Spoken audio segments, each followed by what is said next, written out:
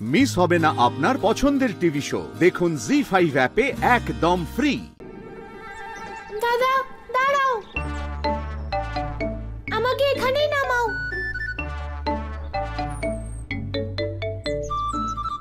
কেন প্রভু, আপনি এখানেই আসতে চেয়েছিলেন? না দাদা, কিন্তু এভাবে বসে বসে আমি ক্লান্ত হয়ে গেছি।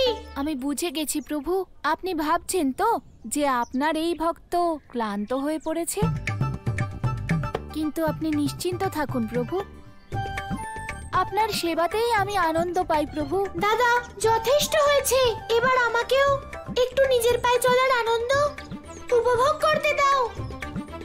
দাদা আমাকে নামিয়ে দাও না।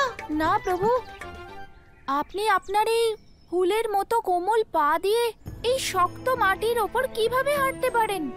না না দাদা, এটা আমার আদেশ, নামাও আমাকে। যথা আজ্ঞা প্রভু।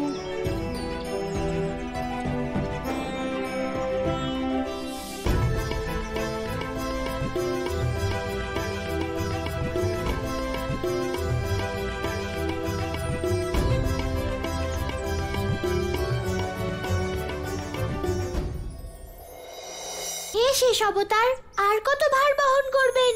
সম্পূর্ণ ধরিত্রীর ভার তো আপনি আগেই তুলে নিয়েছেন। প্রভু, আপনার সেবা করা কি আমার কাছে কোনো বোঝা নাকি? বরং আপনার সেবা করাই তো আমার জীবনের উদ্দেশ্য। আপনি ঠিক বলেছেন শেষ অবতার, কিন্তু ঠিক তেমন ভাবেই নিজের ভক্তের ভার লাঘব করা আমার কর্তব্য। তাই দিন, আপনার কিছু ভার আমাকে দিয়ে দিন। ভার? কিন্তু কিসের ভার প্রভু? দাদা দাও, তোমার এই মুগুর আমাকে দিয়ে দাও, যাতে আমি আমার ভক্তের ভার লাঘব করতে পারি। মুগুর? আপনি আমার এই মুগুরের ভার বহন করবেন? কিন্তু কেন? দাদা, ভগবানও কর্মফলের বাঁধনে বাঁধা। তুমি যখন আমার সেবা করেছো, তখন আমাকেও তার কর্মফল তো তোমাকে দিতেই হবে। দাও, কিছুক্ষণের জন্য তোমার এই মুগুর আমাকে দাও। যথা আজ্ঞা প্রভু।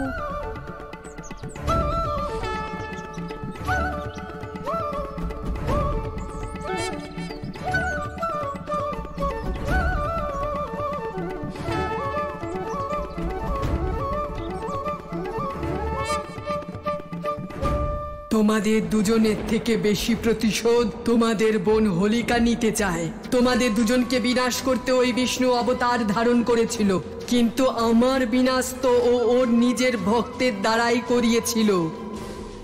আমার আজও মনে আছে দাদা, ওই প্রহ্লাদ আমার সম্মুখে ছিল, আর আমার কাছে এমন বস্ত্র ছিল যা আগুন পোড়াতে পারত না,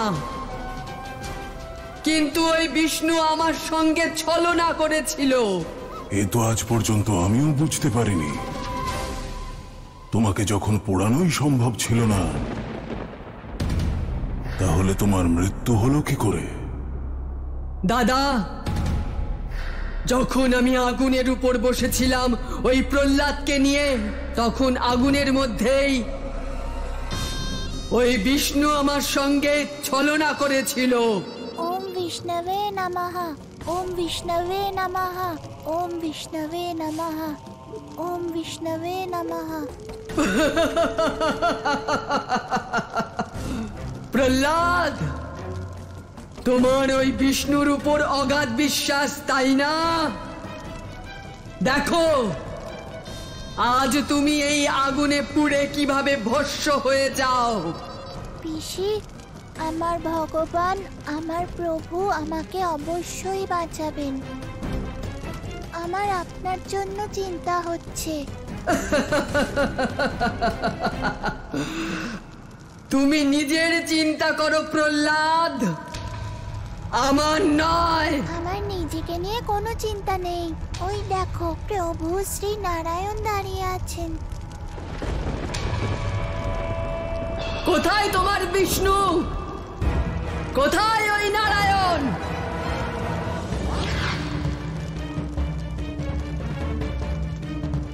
প্রণাম প্রভু। হোলিকা, তুমি ধর্মের কাজ করার জন্য এই বস্ত্র লাভ করেছিলে, অধর্মের কাজ করার জন্য নয়। সেই জন্য এই বস্ত্র আর তোমার সঙ্গ দেবে না, সে ধর্মের সঙ্গ দেবে আর কেবল ধর্মকেই রক্ষা করবে।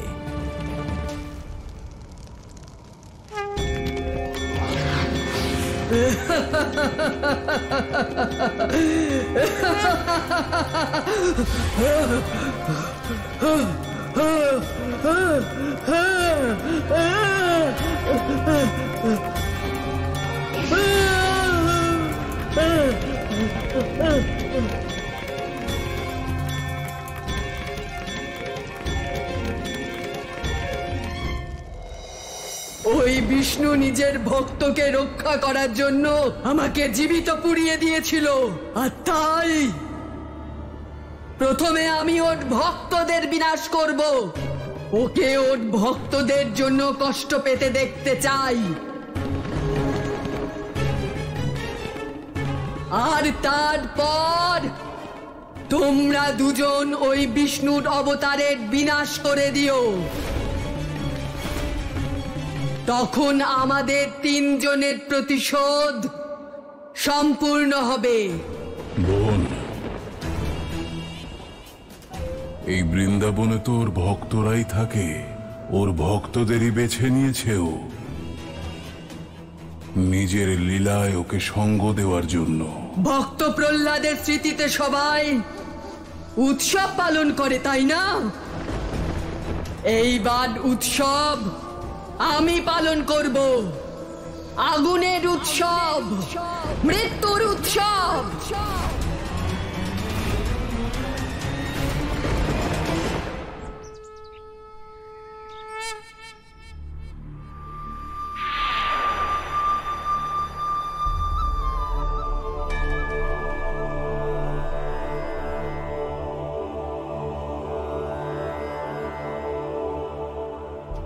প্রভু, এই কি? আমার বদলে আপনি ধরিত্রী ধারণ করেছেন? হ্যাঁ শেষ অবতার, এই সংসার যাকে মুগুর ভাবে তা স্বয়ং মুগুরের রূপে ধরিত্রী। আপনি মুগুরের রূপে সম্পূর্ণ ধরিত্রীকে ধারণ করেন, কিন্তু এখন এটা আমি ধারণ করব। কিন্তু প্রভু, আপনি আমার কাজ কেন করতে চান? কারণ নিজের বলরাম রূপে আপনিও আমার কাজ করতে চাইছেন। আমি ঠিক বুঝলাম না প্রভু।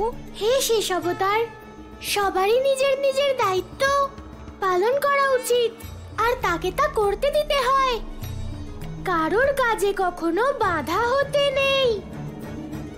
যদি আপনার ভক্তি আমার কাজে বাধা হয়ে দাঁড়ায়, তাহলে পরম অবতার শ্রীকৃষ্ণের উদ্দেশ্য কি করে পূরণ হবে? জি5 ডাউনলোড করুন আর সব এপিসোড দেখুন একদম ফ্রি।